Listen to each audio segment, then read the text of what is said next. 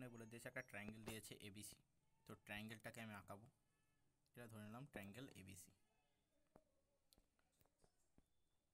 Triangle A B C. এবার দেখো বলে দিয়েছে ডি আর বিসিটা হচ্ছে প্যারালাল, এখানে এডিবি থাকবে এবং এইসি থাকবে।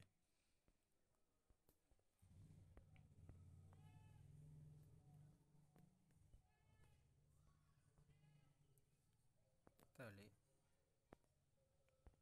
এই লাইনটাকে আমি ধরে নিলাম যে এটা হচ্ছে ডি এবং ই। তাহলে এডিবি এক লাইনে হয়ে যাচ্ছে, এইসি এক লাইনে হয়ে যাচ্ছে। ওকে, এবং বলে দিয়েছে ডিটা বিসির প্যারালাল।